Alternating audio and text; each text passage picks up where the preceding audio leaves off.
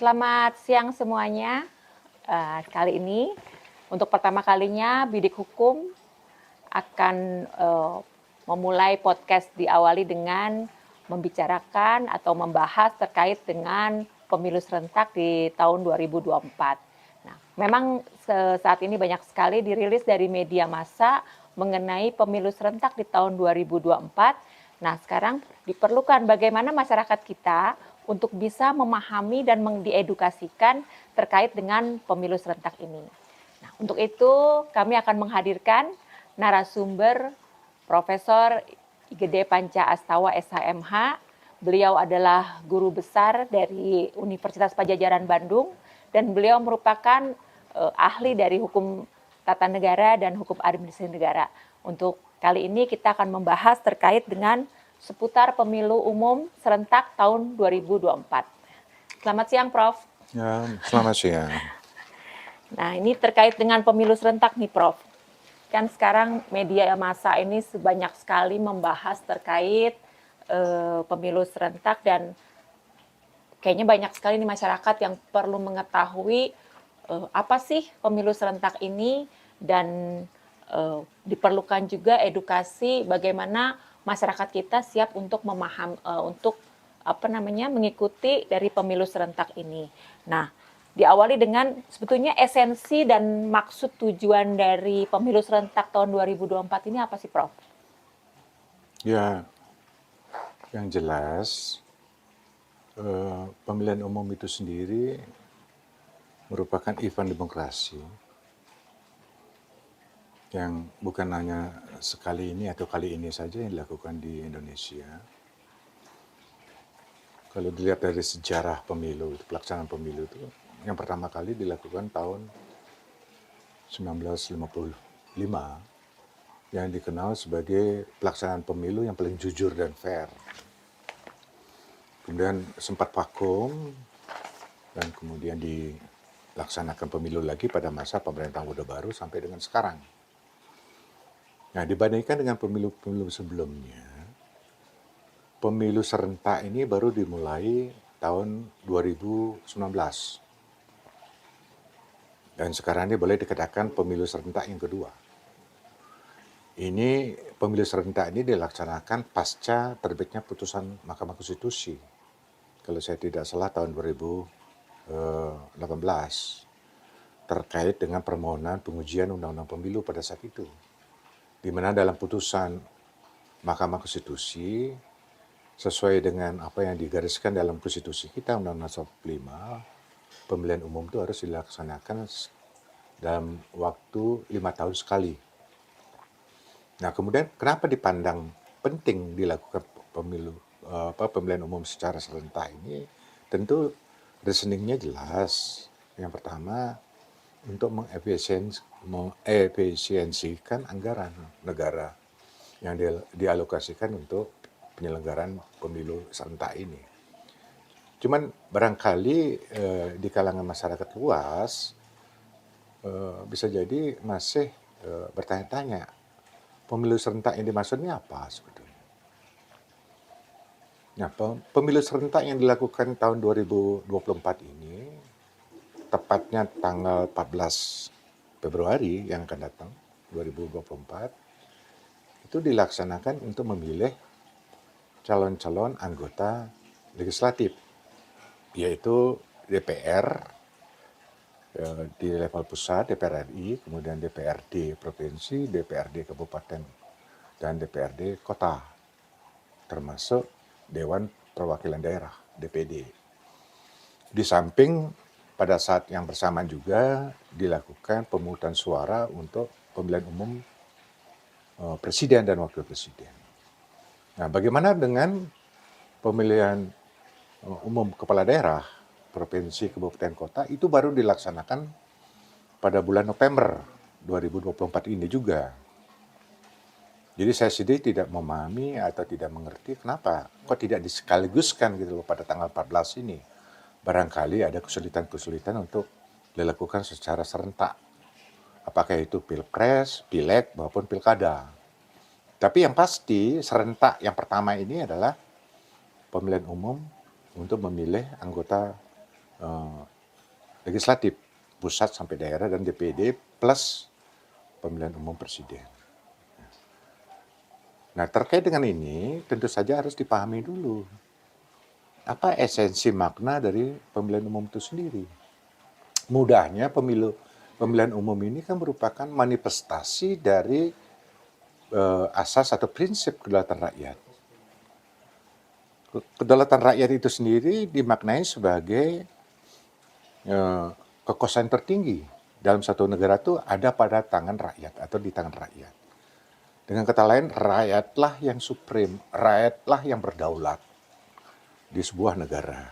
Nah, negara yang menerapkan prinsip atau asas kedaulatan rakyat ini dikatakan sebagai negara demokrasi yang dirumuskan dengan formulasi government from people, of the people, dan for the people. Apa maksudnya? From the people.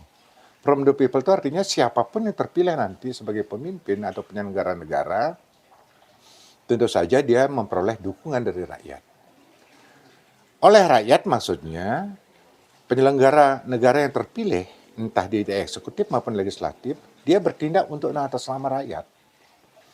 For the people maksudnya adalah semua pelaksanaan tugas dan tanggung jawab penyelenggara negara itu harus dipertanggungjawabkan kepada rakyat. Itulah esensi dari makna pemilihan umum. Yang bertujuan, apa tujuan pemilu itu? Untuk mengisi jabatan-jabatan pada para penyelenggara negara, baik yang ada di cabang kekuasaan eksekutif maupun cabang kekuasaan legislatif. Jadi dengan demikian, pemilu itu tidak hanya sekedar menunjukkan adanya hubungan antara rakyat sebagai pemilih dengan penyelenggara negara yang dipilih, tetapi yang terpenting dari pemilu ini adalah bagaimana yang terpilih ini bertanggung jawab kepada rakyat pemilih. Itulah esensi pemilu. Yang paling penting gitu ya. Dan yang tidak kalah pentingnya juga di dalam pelaksanaan pemilu itu yang sering kali dan sudah berapa kali kita lakukan, kita di situ bisa menilai kualitas pemilihan umum yang dilaksanakan dalam arti sejauh mana keterlibatan masyarakat, partisipasi masyarakat. Kenapa ini penting? Karena kalau kita berbicara kedaulatan rakyat itu, wujud yang paling nyata dari kedaulatan rakyat dalam arti rakyat berpartisipasi langsung itu adalah dalam wujud pemilihan umum, di mana rakyat yang jumlahnya jutaan seperti Indonesia ini sepanjang dia sudah memenuhi syarat untuk menggunakan haknya, dia datang berbondong-bondong ke tempat pemungutan suara TPS. Disitulah wujud nyata dari kedaulatan rakyat dalam arti rakyat berpartisipasi secara langsung. Persoalannya ada di mana? Persoalannya berapa persentase partisipasi atau peran serta atau keterlibatan rakyat ketika dia menggunakan haknya untuk memilih siapapun yang dipilih. Apakah memilih calon anggota legislatif atau memilih pasangan calon presiden dan wakil presiden yang ada. Semakin tinggi partisipasi rakyat, di situ bisa diukur bahwa kualitas pemilu atau kualitas demokrasi semakin bagus. Dan sebaliknya. Rendah partisipasi rakyat berarti patut dipertanyakan kualitas demokrasi atau kualitas pemilu yang akan kita laksanakan sebentar lagi, khususnya dalam pemungutan suara. Itulah gambaran secara sekilas apa itu esensi makna pemilu dan tujuan pemilu serta apa maksud dari pemilu serentak itu. Ya, artinya partisipasi masyarakat itu sangat penting. Sangat penting. Betul. Sebagai betul sekali. Sebagai barometer dari jalannya demokrasi di sebuah negara, artinya gitu, Prof. Persis.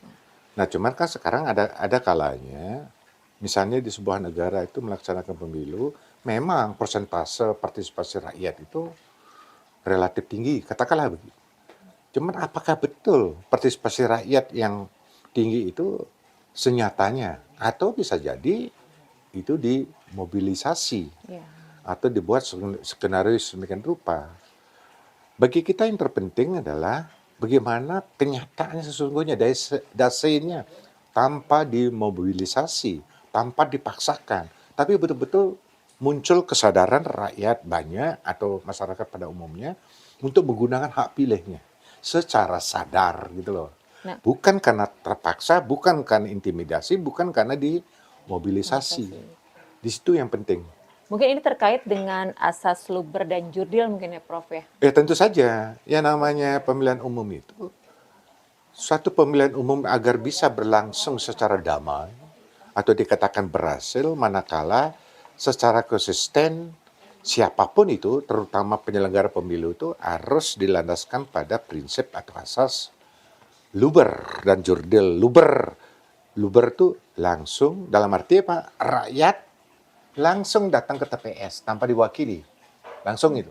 Umum, siapapun masyarakat yang sudah memenuhi persyaratan untuk menggunakan hak pilihnya, dia berhak untuk menentukan pilihannya itu datang ke TPS. Langsung umum, bebas. Bebas artinya sepenuhnya ada pada rakyat. Siapa yang akan dipilih? Entah sebagai calon anggota legislatif atau sebagai calon presiden dan wakil presiden. Langsung umum, bebas, rahasia. Hanya dia yang tahu. Hanya rakyat pemilih itu yang tahu siapa yang akan dipilih. Tidak boleh misalnya sampai diketahui oleh orang lain. Karena di bilik suara yang luasnya tidak lebih dari 1 kali 1, hanya dia yang tahu. Rahasia itu ada pada dia. Jujur artinya tidak ada kecurangan dalam pelaksanaan pemilu. Dengan segala bentuk atau macam kecurangan-kecurangan yang ada. Dan terakhir adalah adil, artinya apa? Equal treatment. Jadi perlakuan yang sama. Ya. Baik terhadap pasangan calon presiden dan wakil presiden, calon anggota legislatif maupun equal treatment kepada masyarakat pemilih. Tidak dibeda-bedakan. Apakah dia dari golongan apapun, agama apapun, ras apapun, suku apapun, itulah maknanya.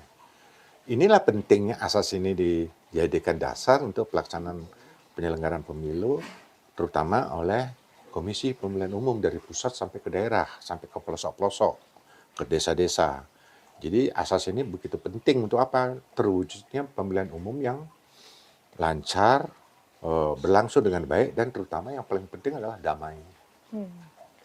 Nah ini Prof khusus terkait dengan pemilihan umum 2024 ini, ini kan banyak sekali nih isu-isu terkait dengan kampanye ya, di mana dalam kampanye kali ini tuh banyak mengikut sertakan presiden, wakil presiden, kemudian menteri, kepala daerah tingkat provinsi, kota dan daerah kabupaten ini ya. Ini menurut Prof gimana nih keikutsertaan dari pejabat negara ini seperti apa sih pendapat Prof? Ya, itu memang tidak dilarang. Karena Undang-Undang Pemilu nomor 7 tahun 2017 tentang pemilu ini, saya kebetulan ini ada, jelas disebutkan di dalam pasal, kalau saya bacakan di sini, pasal 281 dalam Undang-Undang nomor 7 tahun 2017 tentang pemilu itu. Ayat 1 jelas menyebutkan, kampanye pemilu yang mengikut sertakan presiden, wakil presiden, menteri, gubernur, wakil gubernur, bupati, wakil bupati, wali kota, dan wakil wali kota harus memenuhi ketentuan. Jadi diperbolehkan, tapi harus memenuhi ketentuan A. Tidak menggunakan fasilitas negara.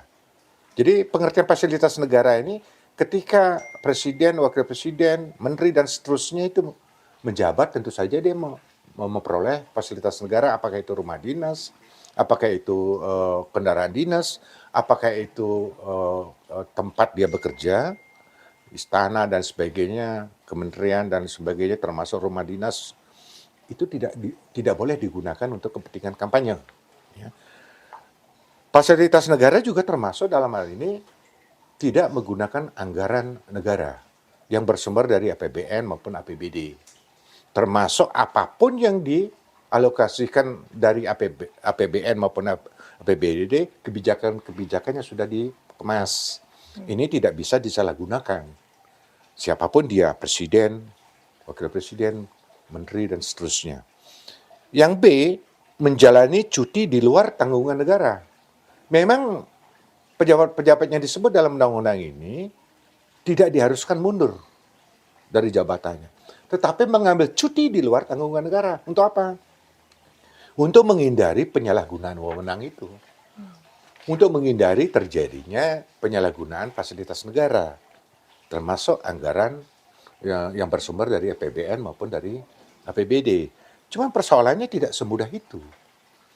Ketika para pejabat ini turun ikut kampanye, entah dia mengkampanyekan pasangan calon presiden yang ada, eh, pada kenyataannya dia berpihak atau tidak berpihak, ini kembalikan pada pejabat yang bersangkutan. Cuman siapa yang bisa menjamin?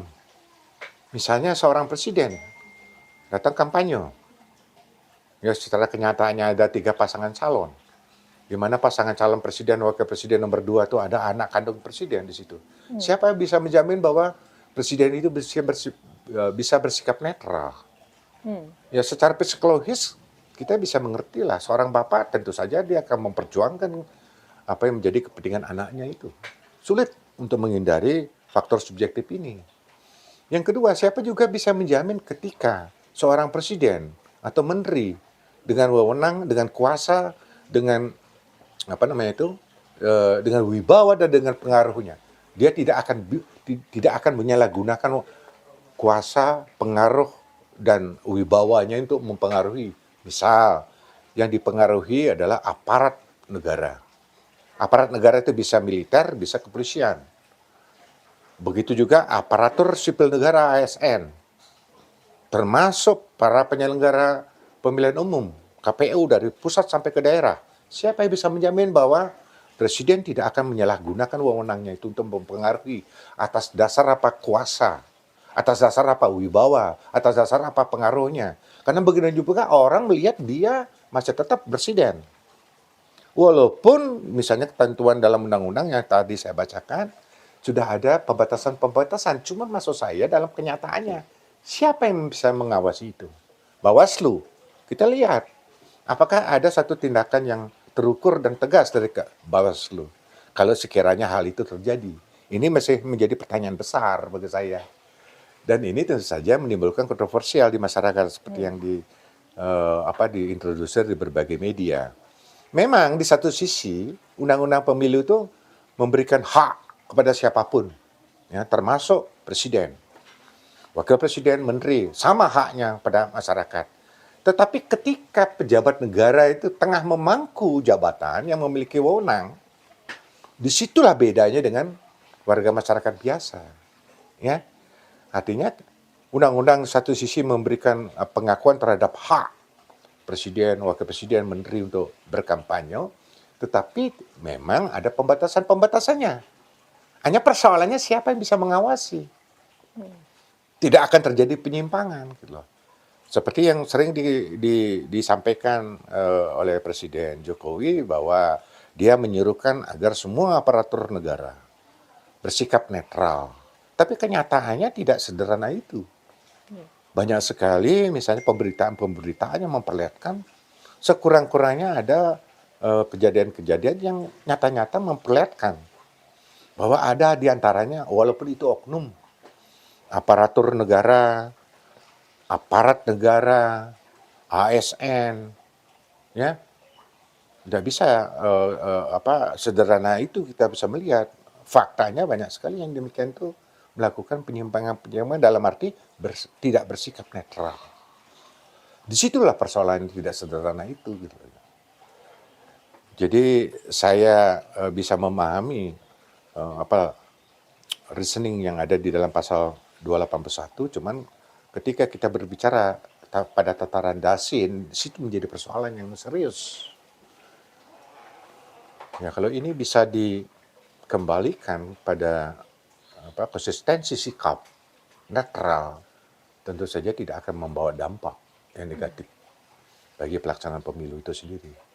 Dan seringkali kan agak sulit memisahkan antara ketika seorang pejabat itu turun ke masyarakat, apa dia sebagai warga negara atau dia masih sebagai pejabat, itu kan agak sulit memisahkan. Karena kalau kita lihat tidak hanya pada saat pemilu saja, pada saat normal saja, seringkali masyarakat kita Ya, tidak bisa membedakan itu gitu. benar. Kapan dia menjadi seorang wali kota dan kapan dia bukan sebagai warga negara biasa gitu. Ini kan Ya, seringkali terbawa-bawa terus kan, Prof. ya jangankan seorang presiden, siapa sih yang nggak mengenal Presiden Jokowi? Ya beliau dikenal sebagai presiden yang merakyat. Tetapi ketika beliau diikutsertakan kampanye, walaupun ada larangan menggunakan fasilitas negara, ya, ada larangan misalnya tidak boleh memihak misalnya, siapa yang bisa menafikan bahwa ketika beliau turun ke lapangan, ikut serta berkampanye, tetap masyarakat itu akan melihat seorang Jokowi itu adalah presiden. Ya, Di situ sulitnya. Ya, artinya apa? Stigma seorang presiden yang melekat pada Presiden Jokowi ini tidak bisa dilepaskan. Ya, itu maksud saya. Titik krusialnya ada di situ. Ya. Kecuali kalau presiden itu dengan berjiwa besar mentaati undang-undang, dia konsisten. Ya. Tapi tetap saja masyarakat akan melihat, oh ini sosok presiden. Tidak lepas dari kuasa, wibawa, dan pengaruhnya. Itu presiden. Nah kita sekarang bisa lihat, yang namanya kepala daerah provinsi, kabupaten, kota. Walaupun sekarang ada sebagian besar diduduki atau dipangku oleh seorang penjabat. Entah itu penjabat gubernur, penjabat bupati, atau penjabat wali kota. Persoalannya siapa yang menunjuk mereka? yang Memang kalau dilihat dari flow-nya itu diusulkan oleh Menteri Dalam Negeri selaku pembantu presiden. Yang memilih adalah, yang menunjuk adalah presiden. Logikanya mereka itu adalah orang-orangnya presiden. Bisa nggak kemudian penjabat kepala daerah di provinsi, kabupaten, kota itu akan bersikap netral atau melepaskan jabatannya sebagai penjabat dengan kuasa, wewenang, pengaruh yang dia miliki? Tidak sederhana itu. Ya itu yang tadi saya katakan, critical point-nya ada di situ. Nah, di sini memang peran Bawaslu yang tidak kalah penting. Cuman kita ketahui lah, Bawaslu itu hanya bisa sekedar meniup peluit saja kalau terjadi pelanggaran-pelanggaran. Ya. Tetapi adakah kemudian satu tindakan nyata bahwa dikeluarkannya sanksi terhadap pelanggar-pelanggar yang ada, siapapun yang melakukan pelanggaran? Itu masih perlu diuji. Makanya saya katakan tidak sederhana itu rumusan pasal 281 pada tataran dasainnya. Terus kemarin juga ada ini di media ini terkait tayangan mengenai indigo nih, Prof. Ya. Nah, di sini mungkin dikaitkan dengan bagaimana sih pendapatnya, Prof, apabila di dalam proses pemilihan umum ini ada calon presiden atau wakil presiden yang berhalangan tetap. Ya. Nah, ini apakah sudah ada pengaturannya atau belum? Dan menurut Prof seperti apa nih nanti apabila terjadi hal demikian? Ya, memang setelah saya baca Undang-Undang Nomor 7 2017 tentang pemilu itu, hal-hal yang demikian itu memang sudah diantisipasi oleh pembentuk undang-undang. Ya. Cuma persoalannya sekarang berhalangan tetap. Di sini kan seringkali konotasinya adalah meninggal di tengah jalan. Ya. Ya. Atau tidak bisa melaksanakan perannya sebagai calon presiden maupun calon wakil presiden. Katakanlah misalnya karena sakit keras. Ya. Nah, bagaimana menyikapi, merespon, menjawab kekhawatiran yang dikatakan oleh seorang indigo. Ya kita boleh percaya tidak boleh, boleh percaya itu tidak apa yang dilihat oleh seorang indigo itu dari pasangan calon yang ada. Tapi andai kata kita berasumsi atau berandai-andai, ternyata apa yang dilihat oleh seorang indigo itu menjadi kenyataan, memang sudah dijawab di dalam Undang-Undang Nomor 7 2017. Ini saya coba bacakan pasal yang mengatur soal itu. Biar masyarakat juga ngerti atau bisa memahami, oh ternyata memang sudah diatur. Tepatnya diatur di dalam pasal 237 ayat 1. Dalam hal salah satu calon atau pasangan calon berhalangan tetap. Ini maksud di sini pasangan calon presiden dan wakil presiden berhalangan tetap sejak penetapan pasangan calon sampai dengan 60 hari sebelum hari pemungutan suara. Ya. Kapan pasangan calon ditetapkan sebagai pasangan calon? Kalau kita mundur ke belakang, kalau nggak salah bulan September atau apa ya, saya lupa lah. Sampai 60 hari sampai dengan hari pencoblosan, itu 14 Februari. Nah, misalnya sekarang tanggal 1. Spare waktu dari tanggal 1 ini ke depan, misalnya 1 minggu ke depan itu. Ada di antara pasangan calon ini berhalang tetap dalam arti meninggal atau tidak lagi bisa melaksanakan perannya sebagai calon presiden maupun calon wakil presiden. Nah, Undang-Undang 7 2017 pasal 37 yang saya bacakan tadi itu menyebutkan bahwa partai politik atau gabungan partai politik yang salah satu calon atau pasangan calon berhalangan tetap dapat mengusulkan pengganti. Jadi, misalnya kita berandai-andai, dari 3 pasangan calon ini, ada di antara pasangan calon itu, entah calon presidennya, entah calon wakil presidennya, berhalangan tetap. Ya, bentuknya meninggal di tengah jalan atau tidak lagi bisa. Entah karena sakit, dan sebagainya. Sebelum hari Rebo, 14 Februari itu. Nah, partai politik pengusung ini atau gabungan partai politik pengusung ini mengajukan calon pengganti. Tergantung kapan timingnya dia berhalangan tetap. Bisa kita berandai-andai ini. 3 hari sebelum hari pencoblosan berhalangan tetap. Dari 3 paslon yang ada di antara pasangan calon presiden wakil presiden berhalangan tetap. Dia praktis mempunyai waktu 3 hari. Ya. Bisakah partai politik atau gabungan partai politik itu mengusulkan calon pengganti dengan waktu yang mepet ini? Ya. Sangat tidak mudah. Walaupun itu diperbolehkan oleh undang-undang, sangat tidak mudah di kalangan partai koalisi pendukung. Tentu mencari calon pengganti yang disepakati oleh partai politik atau gabungan politik sangat tidak mudah. Tapi terlepas dari soal itu, sudah dijawab oleh pasal 237 Undang-Undang nomor 7 tahun 2017. Jadi jauh-jauh sebelumnya sudah diantisipasi. Cuma sekarang, karena memang pada pemilu serentak sebelumnya tidak ada yang berhalangan tetap.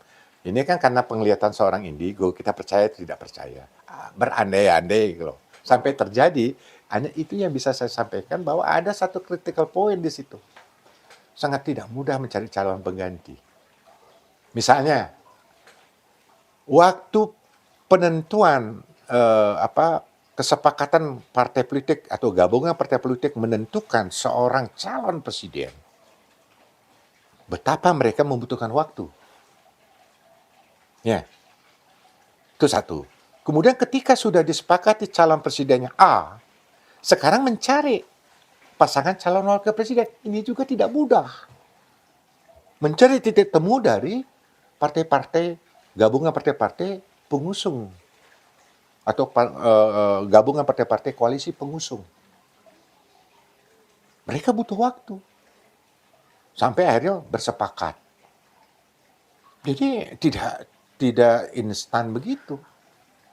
Nah, yang bisa saya katakan, untuk mengantisipasi halnya demikian ini, tentu saja dikembalikan pada partai politik atau gabungan partai politik pengusung, koalisi pengusung.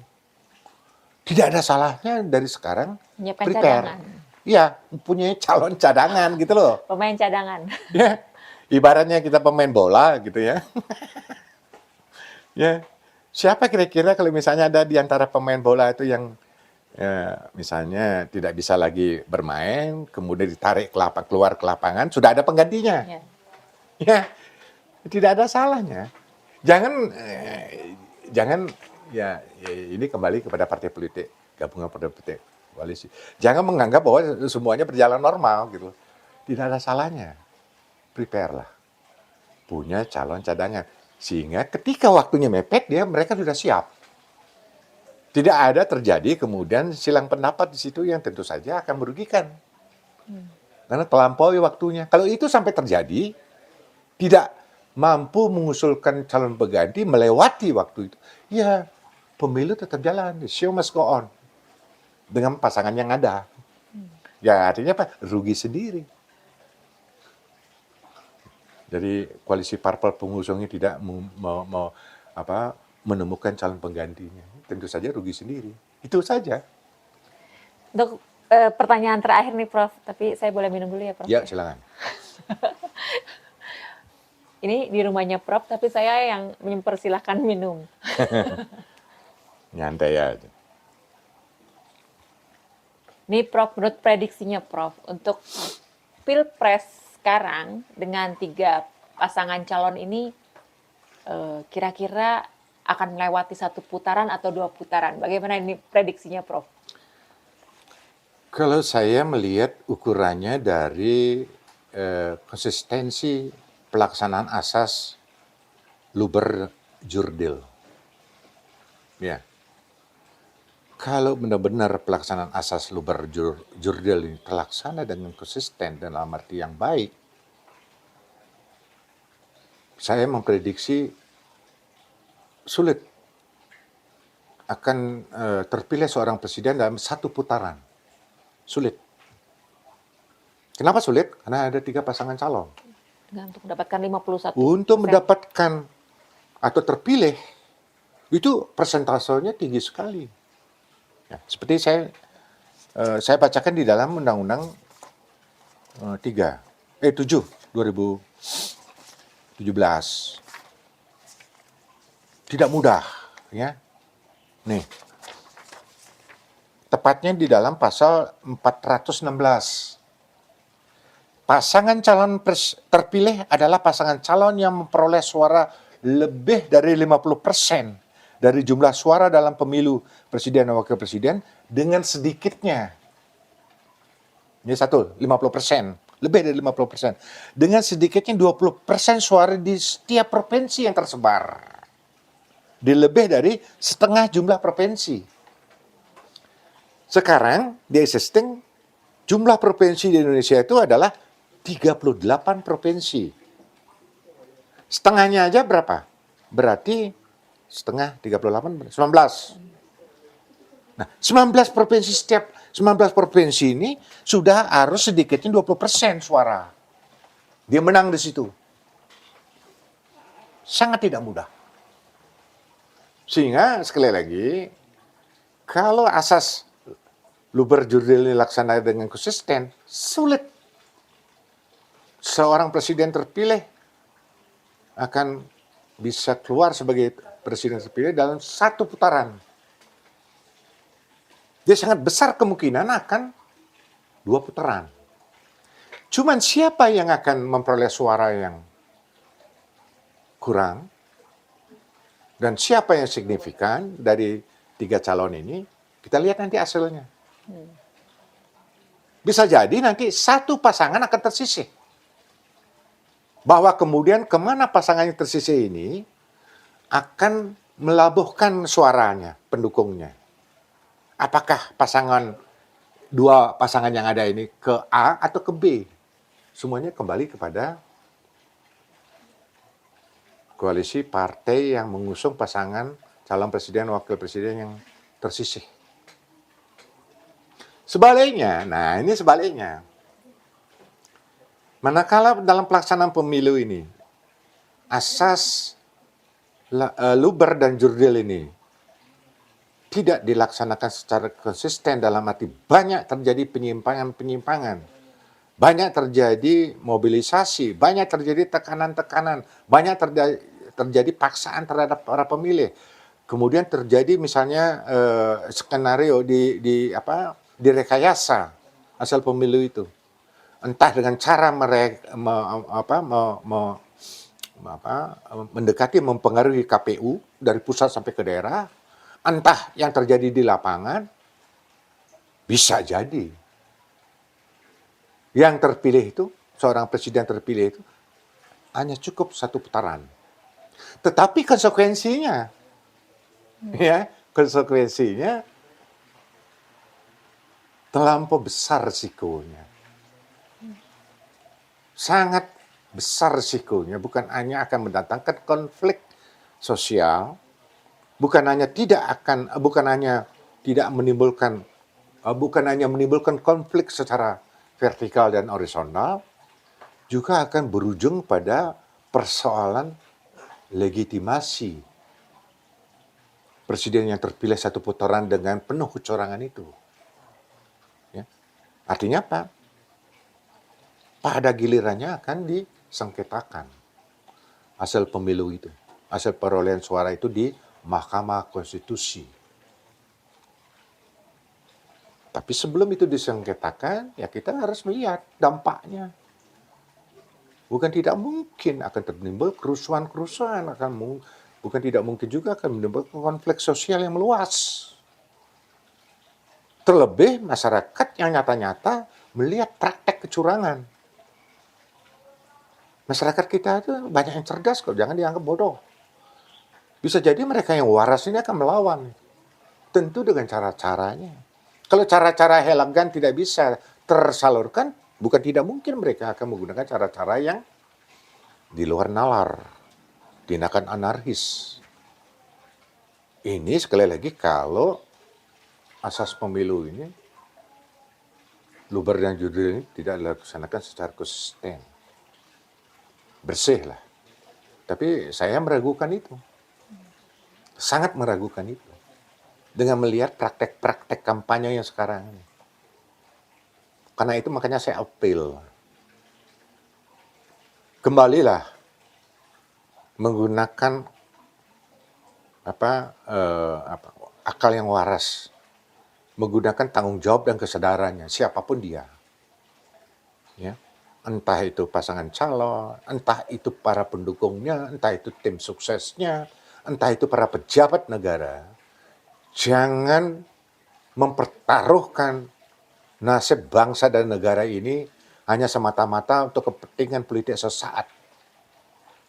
Mengejar kekuasaan sesaat. Tidak melihat kepentingan bangsa dan negara ke depan. Dan terutama image negara kita sebagai negara demokrasi itu akan tercoreng dan akan terciderai demokrasi di Indonesia ini. Di mana cost-nya sangat mahal. Itu aja yang bisa saya appeal kepada siapapun dia. Saya dalam ini melihatnya secara jernih dan objektif saja. Itu. Terima kasih Prof. Artinya apabila nanti tadi yang menurut prediksi Prof terjadi 2 putaran, kemudian terjadi beberapa hal yang kemungkinan terjadi, artinya kembali lagi ke awal bahwa apabila itu sampai terjadi, tujuan dan maksud dari pemilihan langsung ini tidak tercapai dengan efisiensi kan gitu Prof. Bukan hanya tidak capai dengan efisiensi, cuma risiko yang timbul itu. Walaupun saya paham betul yang namanya demokrasi itu mahal. Ya, cost-nya luar biasa. Tapi kan di sini tidak hanya bicara cost. Risiko yang timbul terhadap bagaimana misalnya hubungan sebagai sesama anak bangsa itu akan sangat terganggu. Integrasi kita sebagai bangsa akan sangat terusik. Masa depan negara ini dipertaruhkan untuk hal-hal yang sebetulnya memang wajar mengubah kekuasaan, tetapi jangan kemudian menggunakan segala cara dengan menggunakan praktek-praktek Machiavelli, ya, Machiavellisme, yang doktrinnya menghalalkan segala cara. Itu yang harus kita hindari. Sebisa mungkin menahan diri untuk melakukan yang demikian itu. Bahwa yang namanya pemilu itu memang tidak bisa kita menafikan, semua juga bertujuan untuk merebut kekuasaan. Tetapi bagaimana merebut kekuasaan itu dengan didasarkan pada aturan yang ada, etika, moral, dan tanggung jawab. Ya. Jangan merebut kekuasaan itu dengan mengesampingkan aturan yang ada, mempersetankan etika dan moral. Itu yang saya katakan menghalalkan segala cara. Suatu tindakan yang sangat tidak terhormat, siapapun pemenangnya, kalau sampai hal itu dilakukan. Sejujurnya saya sangat tidak respect kepada pemimpin yang terpilih atau siapapun yang terpilih sebagai presiden kalau kemenangan itu diperoleh dengan cara-cara menginjak-injak aturan, mempersetankan etika dan moral dalam kita berbangsa dan bernegara. Itu saja. Artinya bersatunya bangsa ini jauh lebih penting dibanding hanya mengejar satu jabatan gitu kan, iya, Prof. Ya? kekuasaan ya sesaat aja. Nah ini mungkin sangat berarti sekali nih Prof untuk edukasi kepada masyarakat dan bagi para pendukung, kemudian juga mungkin bagi para pasangan calon, ya mungkin ini menjadi satu masukan yang positif dan masyarakat kita bisa lebih cooling down menghadapi pemilu di Februari tahun 2024 ini. Jadi sudah semakin cerdas masyarakat kita dan mudah-mudahan pemilu tahun ini berjalan dengan baik dan damai, itu Prof harapannya. Ya. Makasih. Terima kasih untuk semuanya. Kita akan bidik lagi, bidik hukum di perspektif yang lain. Ya, ketemu lagi di tayangan berikutnya.